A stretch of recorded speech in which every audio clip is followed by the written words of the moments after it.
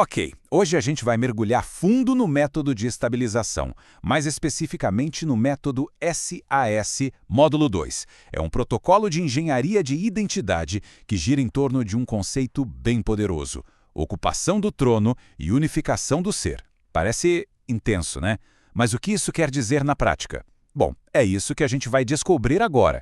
Vamos começar com a pergunta que, olha, talvez seja bem familiar. Quem nunca se sentiu meio que um camaleão de identidade? Sabe, aquela coisa de mudar de cor para se encaixar, para sobreviver em ambientes diferentes. Pois é exatamente essa sensação de fragmentação que o método se propõe a resolver. E o material dá um nome para isso: identidade por empréstimo. Pensa bem, é aquele estado em que a nossa identidade é basicamente definida por fatores externos. É ser o que os pais queriam, o que o parceiro aceita, ou o que as redes sociais aplaudem, né? É uma identidade que não é nossa de verdade, está emprestada. E essa dependência toda de fatores externos nos leva direto para o problema central que esse protocolo quer resolver: a tal da identidade fragmentada. E as consequências disso são profundas. O material descreve uma vida de oscilação constante, de instabilidade. É como perder o próprio centro de gravidade, sabe? E a exaustão mental que vem de ficar sustentando tantas máscaras diferentes, é daí que vem aquela sensação de ser só um passageiro no destino de outra pessoa. Ok, então se esse é o problema, qual é a solução? A proposta do método é uma mudança de foco. É ir em direção ao que ele chama de ocupar o trono interior. O objetivo aqui não é só consertar umas rachaduras, é construir algo novo. A proposta é sair desse estado de fragmentação para chegar na ocupação do trono e unificação do ser. É assumir, de fato, um lugar de governo interno. E é exatamente aí que o módulo 2 entra. Segundo o autor, se o primeiro módulo foi sobre a desinstalação das estruturas antigas, essa agora é a fase da edificação. O objetivo é construir e depois selar uma nova frequência de identidade. Uma que seja, sólida e permanente. Então, na prática, como é que isso funciona? O processo todo é dividido em 3 pilares temáticos, que o material chama de pilares do monólito. O primeiro pilar, então, é a fundação. O foco aqui é em conectar e definir. É sobre a decisão interna e o alinhamento biológico que são necessários para que a mudança realmente aconteça, para que ela se fixe. E aqui o método explora um conceito chamado neuroteologia. A ideia é bem direta. O cérebro pode operar em 2 modos. Tem o cérebro de sobrevivência, que é o reativo, focado no medo, luta ou fuga. E tem o cérebro soberano, que é centrado, coerente. A proposta é aprender a ativar conscientemente esse segundo modo. E essa mentalidade toda é resumida perfeitamente por essa citação do que eles chamam de ultimato da identidade. É um decreto interno. O mundo não me define, ele me reconhece. A identidade é estabelecida primeiro por dentro e o mundo lá fora. Bom, ele simplesmente passa a reconhecer essa nova frequência. Beleza, vamos para o segundo pilar, a estrutura. A ideia aqui é unificar e fortalecer. O foco é em construir uma identidade que seja indivisível, baseada em princípios fundamentais.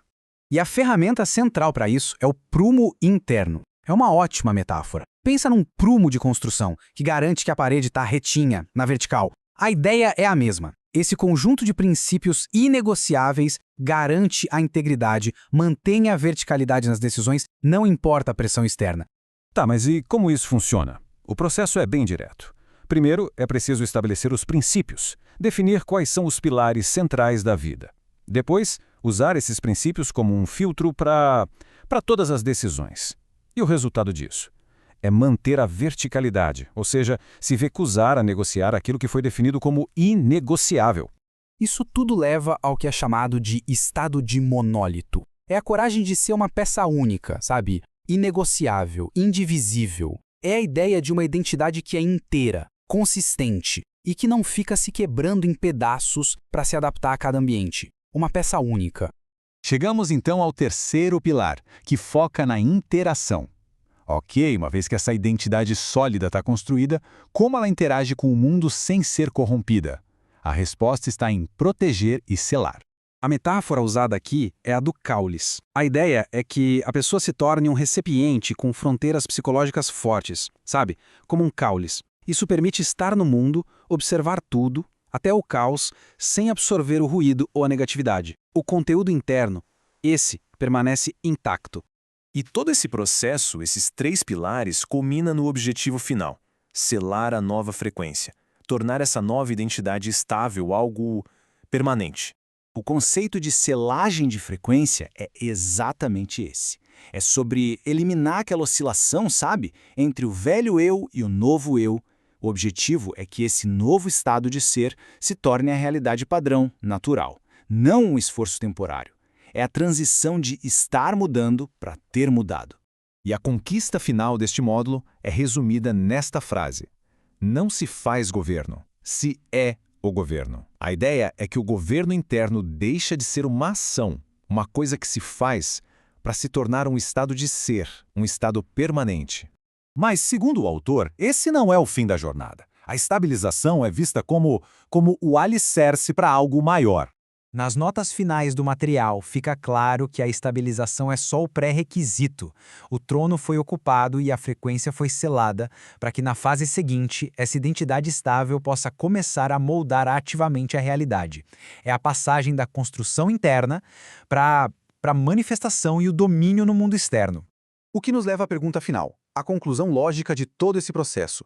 A estabilização está completa. A fundação de uma identidade unificada está pronta. A verdadeira questão, então, é: o que será construído a partir daí?